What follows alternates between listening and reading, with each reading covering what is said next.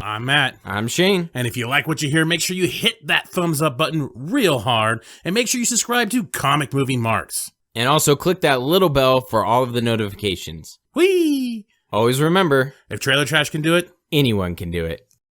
Hello and welcome everyone to another Comic Movie Marks video. Yes, my throat is fucked up. Yes, so bear with us in this episode.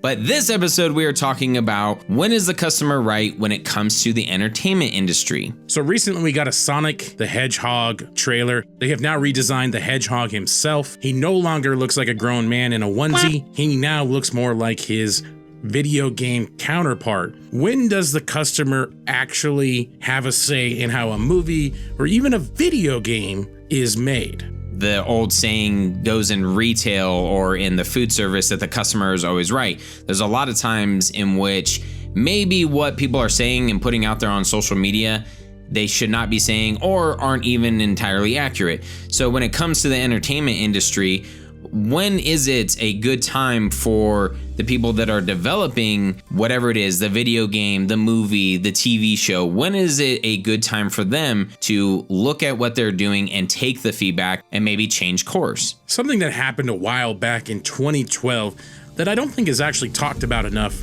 because it kind of set a little bit of a precedent when it came to the entertainment industry, mainly the video game industry, was the ending of Mass Effect 3. Now, BioWare had an epic trilogy with Mass Effect 1, 2, and 3, and I'm a huge fan of this series, and I got Mass Effect 3 day one, took time off of work so I could play it. Hold up. Yo, answer this question. Are you a virgin? Put in over 40 hours to play it. Then the ending came, and I gotta say, when I first saw it, I was very confused by the ending. Really shocked on how simplistic it was compared to the previous two games. Afterwards, I put down the controller, went back to work finally, and moved on with my life. And then I found out later on that there was almost this uprising of fans against the ending of Mass Effect 3. In an article from 2012, this is from nydailynews.com, a quote from Ray Muzica, the BioWare co-founder and general manager, talks about some of the backlash. He says, "It's incredibly painful to receive feedback from our core fans that the game's endings were not up to their expectations. Our first instinct is to defend our work and to point to the high ratings offered by critics. But out of respect for our fans, we need to accept the criticism and feedback with humility." That don't make no sense. Which blew me away when I found out about all this, that BioWare was actually going to go back and they were able to add in some minor cutscenes and do some tweaks to the ending to make it more of a fulfillment when it came to the story. Now, was it perfect? No. Was some of it kind of lackluster, like slideshows and pictures? Yes, but it was additional dialogue, and they came out with DLCs later on to kind of fill out that story even more. But I remember this very well. A moment where a large company like BioWare, who is under EA at this time, which is one of the biggest gaming companies in the world, actually took their lickings for what it was, that it wasn't what people expected. It wasn't the ending that that trilogy deserved. I've had enough of your disingenuous assertions. So now we're back here in 2019. Kind of an odd time. Throughout that span, there's been criticisms over everything in entertainment, especially in movies. So even as recent as the Sonic the Hedgehog trailer, Paramount has gone through, and reportedly it was supposed to be $35 million, but that rumor has been debunked from a source close to the Sonic the Hedgehog production. Paramount spent less than $5 million on the redesign because the VFX weren't as far as long as some people thought they were. So the change was actually apparently quite seamless. But that's what they say. Would they actually admit that they spent $35 million to change out a character when they should have just done it right from the first time? Just like would Warner Brothers ever admit how much they spent to try to remove a mustache from Henry Cavill's face? What's the best thing about planet Earth? Both are just mind-boggling. But when you talk about the direction that they went, Jeff Fowler tweeting they are taking a little more time to make Sonic just right. Maybe they should have done it right from the start, but at least they are going back to the drawing board. They pushed it by a couple months. It now comes out in February of 2020 as opposed to November of 2019.